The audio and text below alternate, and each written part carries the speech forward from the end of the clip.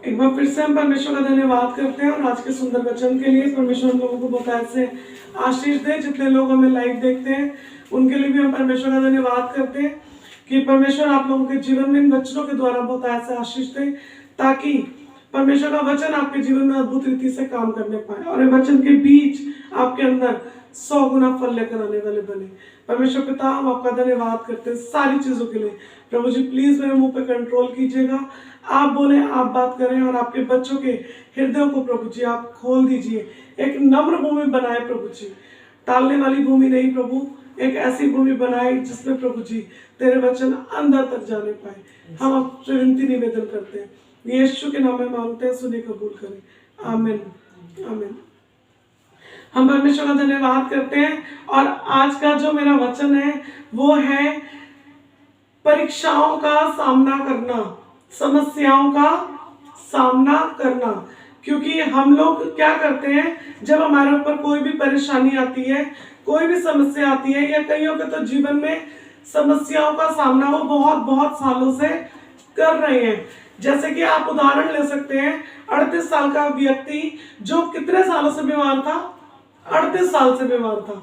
यहाँ हम उदाहरण ले सकते हैं एक उस स्त्री का जो 12 साल से रोगिन थी, जिसको 12 साल से एक ही समस्या थी और वो उससे छुटकारा नहीं पा रही थी। उसने बहुत इलाज कराया, डॉक्टर्स को दिखाया, बहुत कुछ किया, लेकिन उस समस्या से उसने छुटकारा नहीं पाया। लेकिन परमेश्वर का वचन कहता है यहाँ पर जो बात हो रही है ये तो बीमारी है, ये तो बीमारी है। और बीमारी जरूरी नहीं है कि सारी बीमारियां शरीर में ही हो, क्योंकि हमें क्या आदत होती है, जो दिखाई देता है ना उसी के लिए ज्यादा परेशान होते हैं। लेकिन हमारी यहाँ पर बात हो रही है, यहाँ जो बीमारी है वो आत्मा की बीमारी की बात हो रही है। यहाँ पर वचन कहता है कि परीक्षा का सामना कैसे करें, और परीक्षाएं तो आती ही रहेंगी।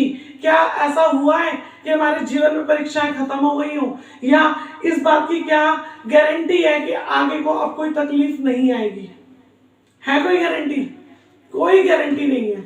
तो क्यों ना फिर हम इन्हीं परीक्षाओं का सामना करना सीख जाएं और इन्हीं में आनंदित और उत्सव मनाना सीख जाएं और इन्हीं का सामना करना सीख जाएं, कि जिससे हम परमेश्वर को भली बातें पसंद आने लग जाएं।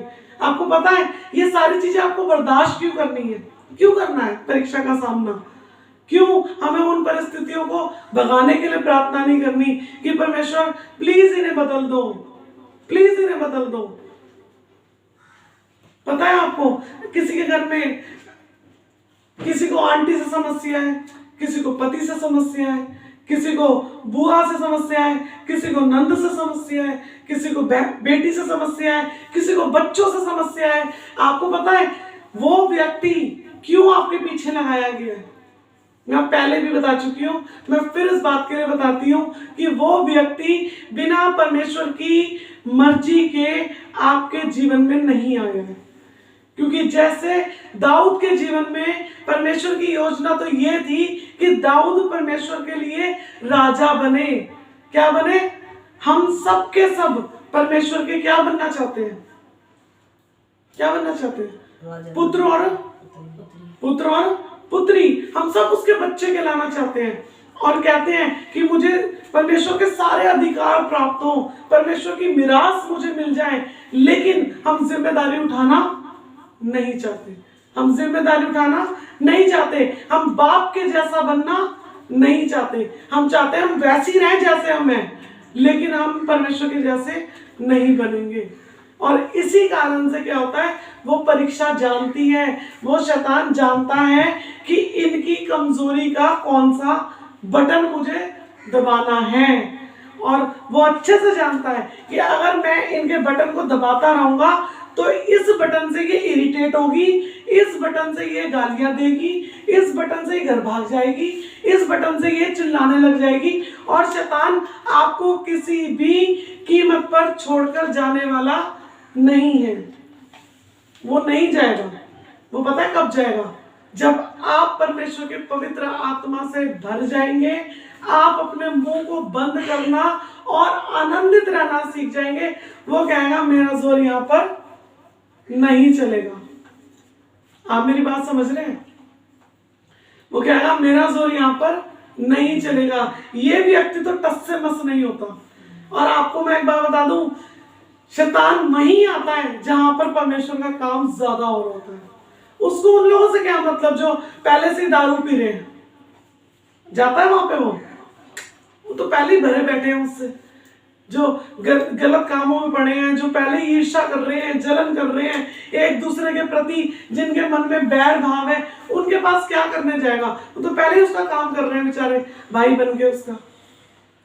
लेकिन जो परमेश्वर के हैं, जो परमेश्वर के जैसा काम करना चाहते हैं, जो परमेश्वर का झंडा लेकर चलना चाहते हैं, चक्कर लगाएंगे, जी हाँ, वो उनके लिए है ये चीज कि उनको परमेश्वर के जैसा बनना है, उनको परमेश्वर के जैसा बनना है। लेकिन हम क्या करते हैं? नहीं, परमेश्वर प्लीज इस परिस्थिति को हमारे जीवन से दूर कर दो। क्यों?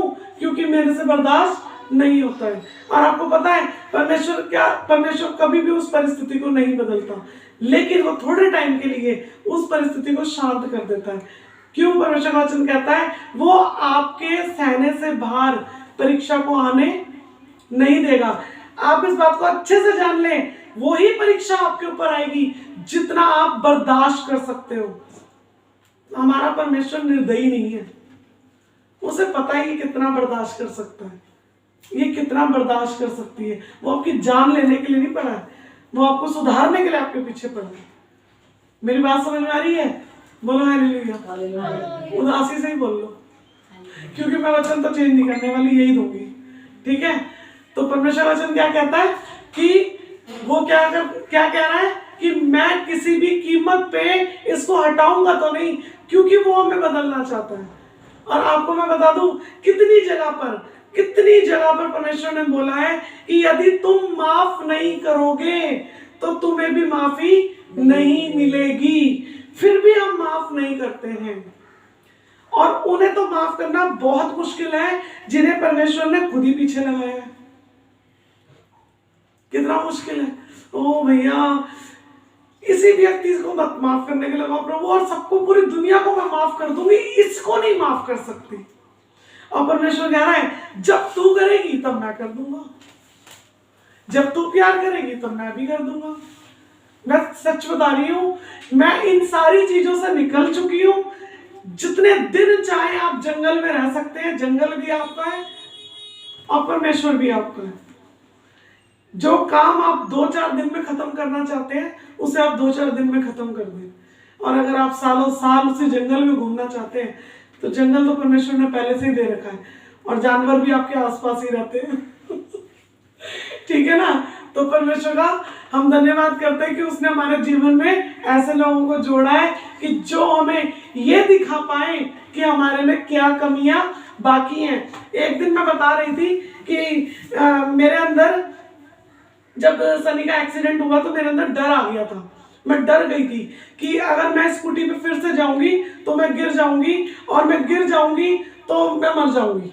ये डर शैतान ने मेरे अंदर डाल दिया कि कईयों के मन में ये डर है कि अगर मैं बाइबल खोलूंगी तो मेरा पति मुझे मारेगा, मैं इस घर में वचन पढ़ूंगी तो मेरा पति मुझसे लड़ेगा, मैं ऑनलाइन नहीं आ सकती हूँ, मैं इनके सामने प्रार्थना नहीं कर सकती हूँ, मैं इनके सामने वचन नहीं पढ़ सकती हूँ, क्योंकि मेरे से तो लोग बोलते हैं, इसलिए मैं इस बात को बोल रही हूँ।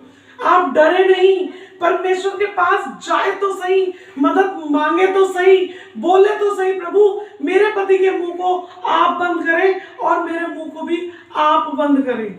मैं तो आपकी आराधना करना चाहती हूँ, आप बोले तो सही। लेकिन हम पहले क्या होता है, डर जाते हैं, हम पहले ही डर जाते हैं। और मैं बता रही थी कि मैंने क्या करा, इस निर्णय को ले लिया। इस बात के सनी बहुत अच्छी इस बात को जानते हैं कि मैं पूरे इनके साथ 2 साल स्कूटी पे नहीं बैठी, मैं नहीं बैठी। और ये कहते रहे, इन्होंने मुझे गुस्सा भी किया कि वैसे इतना वचन देती हो और तुम इतना डरती हो। मैंने कहा अच्छा मुझे चैलेंज किया जा रहा है, मैं तो भी परमेश्वर की बेटी हूँ, मैं तो नहीं डरूंगी प्रभु।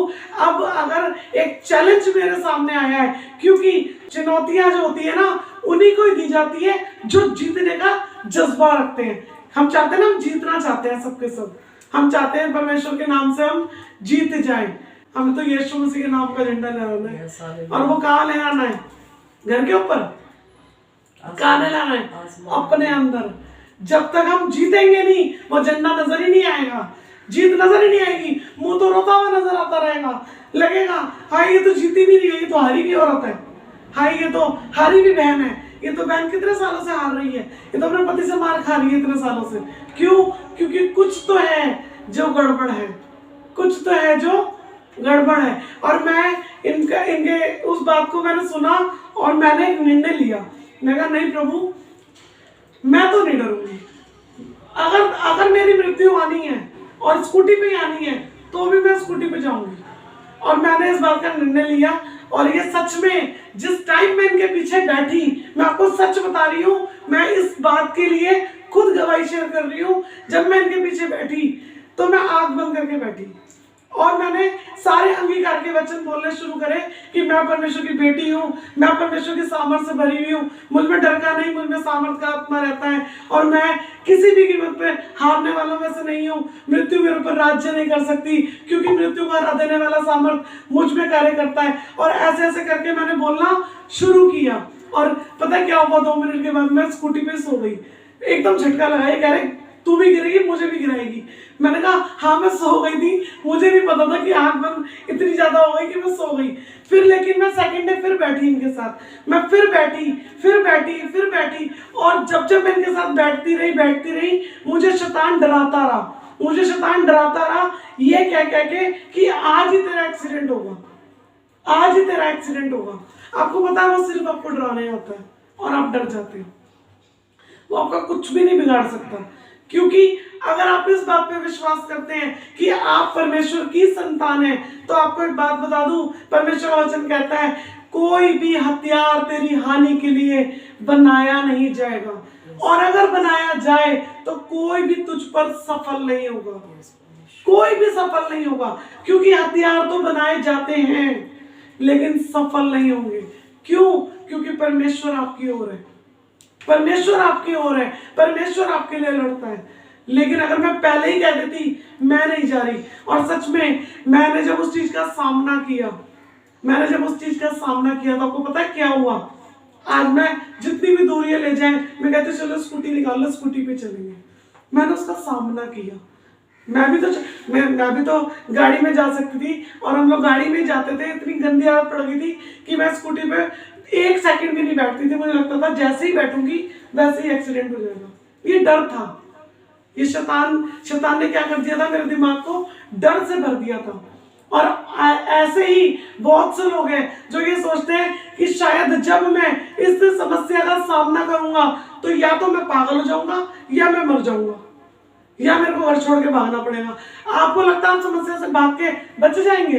परमेश्वर तो तब भी आपके पीछे जाएगा, परमेश्वर तो तब भी आपके पीछे जाएगा। आप आज माफ नहीं करेंगे, परमेश्वर आपको कल फिर ऐसे लोगों से मिलवाएगा जिसको आपको माफ करना पड़ेगा। परमेश्वर आपको बदलने के लिए पूरा तैयार है। आप अपने आप को तैयार कर ले, क्योंकि वचन कहता है कि परमेश्वर का किसमें इंटरेस्ट है? उसका आप में इंटरेस्ट है, वो आपको बदलना चाहता है।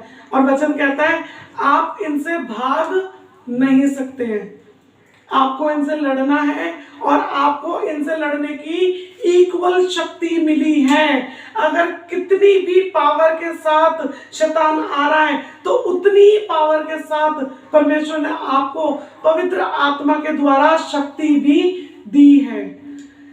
किस चीज की शक्ति दी है? कोई बातें सुना रहा है, बर्दाश्त करने की शक्ति दी है। कोई आपको नाराज कर रहा है, आपको माफ करने की शक्ति दी है। कोई आपका दिल दुखा रहा है तो आपको उससे फिर से बात करने की शक्ति दी है। लेकिन अगर आप ये निर्णय ले लें कि अब मैं इससे बात ही नहीं करूंगा, तो मैं आपको एक बात बता दूं, आपके सामने वो बात बार बार आएगी, क्योंकि परमेश्वर बिना सिखाए आपको आगे लेकर नहीं जाएगा। बहुत अच्छे से जानते हैं हम लोग, जब हमारे बच्चे फेल हो जाते हैं तो हमें दोबारा से उसी क्लास में उनको पढ़ाना पड़ता है। हम ऐसा नहीं कह सकते कि नहीं चलो कोई बात नहीं, आगे ग्रेस मार्क्स मिल जाएंगे, एक आध तो मिल भी जाता है, लेकिन आप बार बार फेल होते रहेंगे तो नहीं मिलेगा। और मैं पहले बता चुकी हूँ कि हम परमेश्वर के स्कूल में फेल नहीं हो सकते। और वो बार बार आपको सिखाएगा, बार बार आपको सिखाएगा। एक जगह पर परमेश्वर का वचन कहता है, जो सही चल रहे हैं, जो चाहते हैं कि मैं मसीह की तरह दिखने लग जाऊं, मेरा बोलना, मेरा चलना, मेरी हर चीज से मेरे यीशु को महिमा मिले, तो मैं उनके लिए खास तौर पे कहना चाहती हूँ, आप लोग बार बार गिराए जाएंगे और बाहर वाले नहीं आएंगे, अपने ही आएंगे। आप लोग बार बार गिराए जाएंगे, आपको बहुत सुनाया जाएगा, आपको बहुत तकलीफ दी जाएगी, ताकि आप बहुत अच्छे से मांजे जाएं और ऐसी चमक आपके मुंह पे आ जाए जैसी मेरे यीशु के मुंह पे थी। वो झूठी चमक नहीं थी, वो झूठी चमक नहीं थी। हम बेशक कितना मर्जी अपने मुंह को चमका लें, लेकिन हमारा मुंह जो है ना, फेस तो हम चमका लेंगे, लेकिन अगर हमारा दिल दुखी होगा ना, तो हम पकड़ में आ जाएंगे। कैसे आएंगे पकड़ में, बताओ?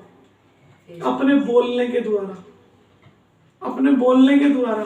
क्योंकि हमारा मन अंदर से कुड़ रहा होगा, तो हम लोगों के साथ अच्छी बात नहीं कर पाएंगे। हम खुद तो दुखी होंगे और हम दूसरों को भी क्या करेंगे? दुखी करेंगे। हम खुद परेशान होंगे और हम दूसरों को भी परेशान करेंगे। लेकिन हम अगर शैतान का सामना नहीं करेंगे तो वो भागेगा ही नहीं, वो नहीं भागेगा।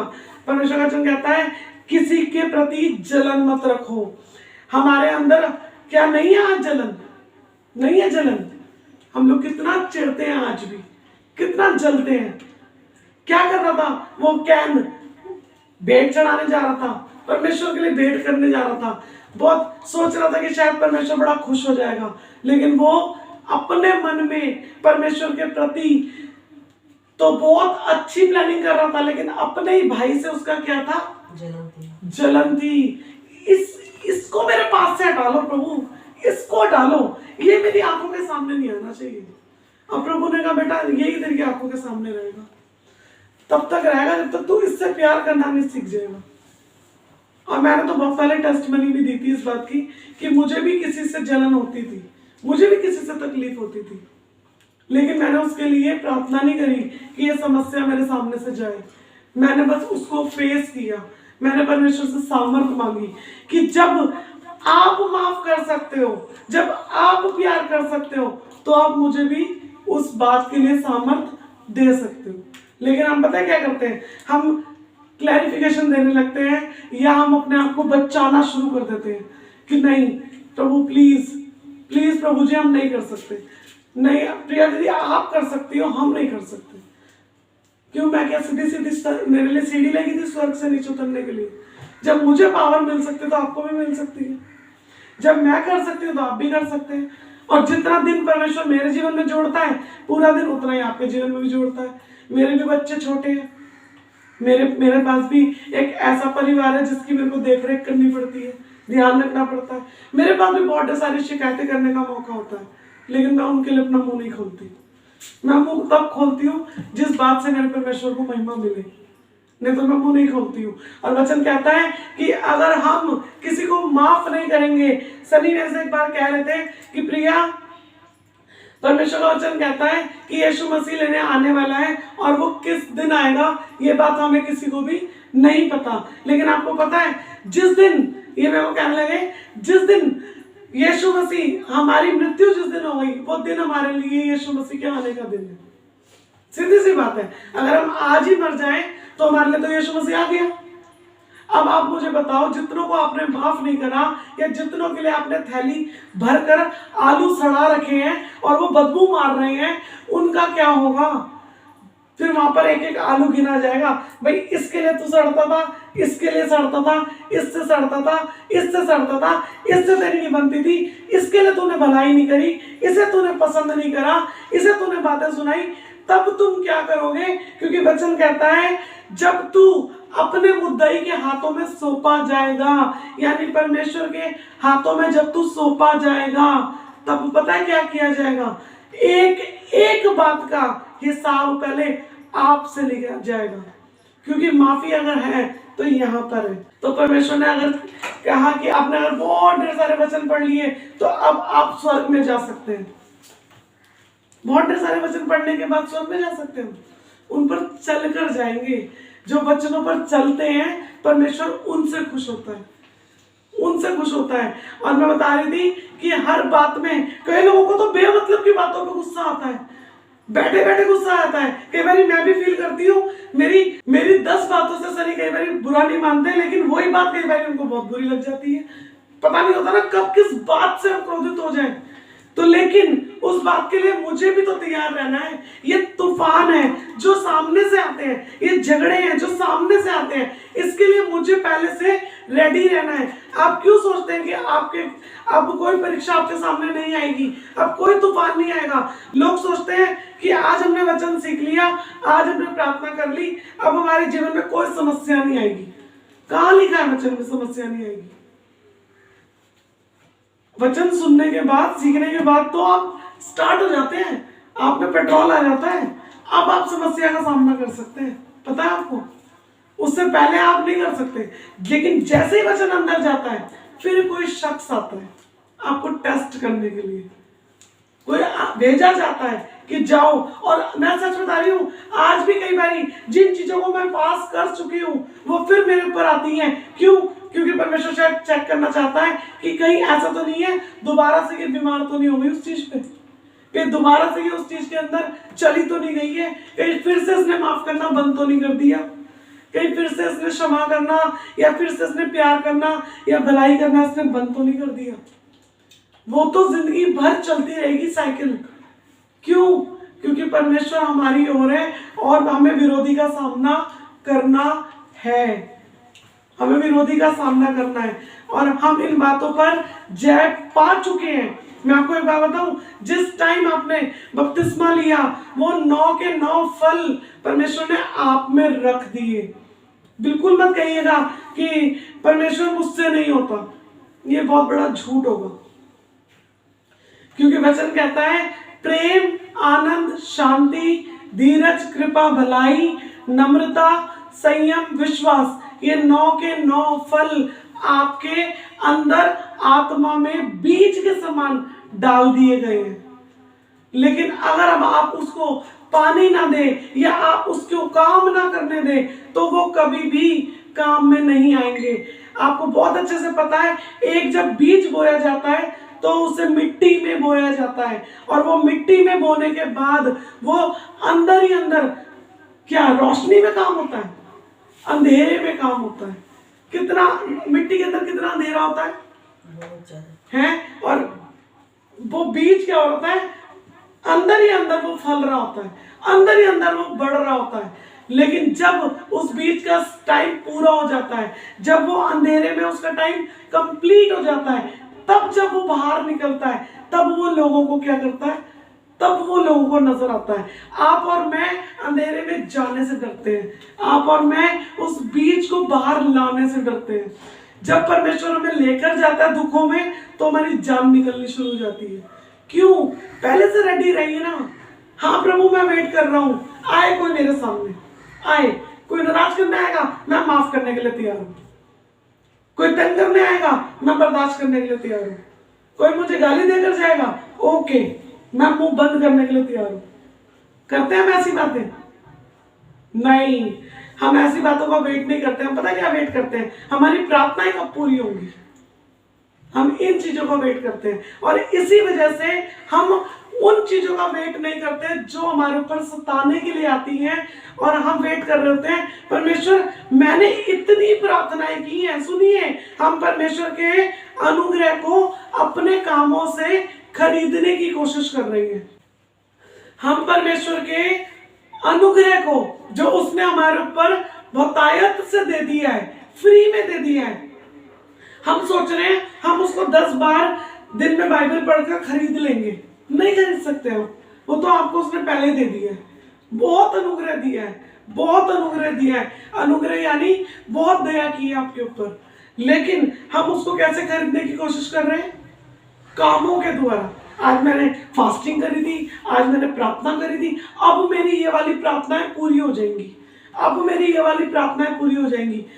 कहीं नहीं लिखा वचन में कि आप फास्टिंग इस चीज के लिए करो कि आपकी प्रार्थना पूरी हो जाए, फास्टिंग इस चीज के लिए करो कि मैं जब मेरे सामने कोई ऐसा व्यक्ति आए जो मुझे बर्दाश्त ना हो, मैं तुरंत उसे माफ कर पाऊं। ये मांगो ना प्रभु से, जो प्रभु देना चाहता है।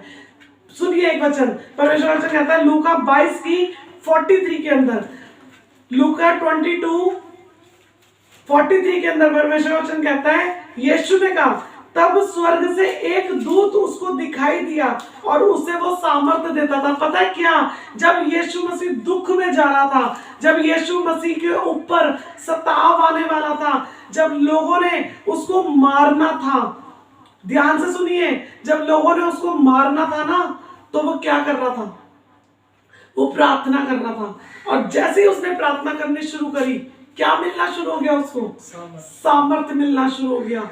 और जैसे ही उसको सामर्थ्य मिला, आपको पता है उसको सामर्थ्य किस लिए मिला, जब लोग तुझे मारने आए तब तू चुप रहना, जब लोग तुझे सुनाए तब तू चुप रहना। अरे जब कोई सताने आता है ना, उसको किस करके देखना कितना मजा आता है। इंसानों को बहुत दे दिया नहीं दिया, हमने इंसानों को बहुत सबूत दिया, फिर भी उन्हीं इंसानों ने जिनसे हमारे से सबूत मांगा, वो आज तक हमारे प्रेम को नहीं समझ पाए। लेकिन परमेश्वर है जो अपने प्यार को समझता है। परमेश्वर आपके प्यार को समझता है। आप इसलिए बर्दाश्त ना करें कि वो सामने वाला बहुत अच्छा है, इसलिए बर्दाश्त करें कि मेरा यीशु कहता है, मेरा यीशु कहता है। और मैं तो सच्ची कह रही हूँ, जब मैं बर्दाश्त करती हूँ ना, और करने के बाद, और फिर जब उसके बाद मैं सारी चीजों में से निकलती हूँ, तो मैं इतना आनंद महसूस करती हूँ अपने अंदर, इतना नया जोश महसूस करती हूँ, प्रभु मैंने एक जीत और हासिल कर ली, एक और फल मुझ में बढ़ना शुरू हो गया, एक बार और मैं संयम में आ गई, एक बार और मुझ में तेरा नम्रता दिखाई देने लगी है। ओ मैं चुप रहने लगी हूँ, मैं बर्दाश्त करने लगी हूँ। आपको पता है, हाँ, बहुत जगह है, बहुत लोगों के साथ बहुत कुछ होता है, हम लोग जहाँ रहते हैं वहाँ पर भी मेरे साथ बहुत कुछ होता है। कई बार कॉलोनी के लोगों के साथ बेमतलब का झगड़ा हो जाता है, लोग बेमतलब हमारे से आके नाराज हो जाते हैं, और फिर भी हमें जाकर पहलों की बात करनी पड़ती है। पता है क्यों? क्योंकि मैं उनको एक ही बात बोलती हूँ, तुम जीसस को नहीं जानते, मैं जानती हूँ, मैं माफ करूंगी। तुम वो करो जो तुम्हारे पास है, मैं वो करूंगी जो मेरे पास है। परमेश्वर तू कैसे जरिया बनाता है लोगों तक पहुंचने का। अगर मुझ में यीशु नजर ही नहीं आएगा, तो मैं किस बात का ढोंग कर रही हूँ, क्यों ढोंग कर रही हूँ, क्यों मैं वचन बता रही हूँ, मैं तो फिर ढोंगी हो गई। क्यों यीशु मसीह का नाम ले रहे हैं हम लोग? अगर हम यीशु मसीह की तरह नहीं बनते तो तकलीफ तो होगी, तकलीफ होगी, तभी तो मजा आएगा, तभी तो मजा आएगा। प्यार में दर्द नहीं होगा तो मजा कैसे आएगा? तकलीफ तो सहनी पड़ेगी। और यहाँ पर भी यीशु मसीह कहते हैं, वह अत्यंत संकट में व्याकुल होकर और भी हार्दिक वेदना से प्रार्थना करने लगा, और उसका पसीना मानो लहू के समान, बड़ी बड़ी बूंदों के समान भूमि पर गिर रहा था। मतलब उसको मालूम था कि उसको जो बर्दाश्त करना है ना, वो उसके सहने से बाहर है, वो खुद से नहीं कर सकता।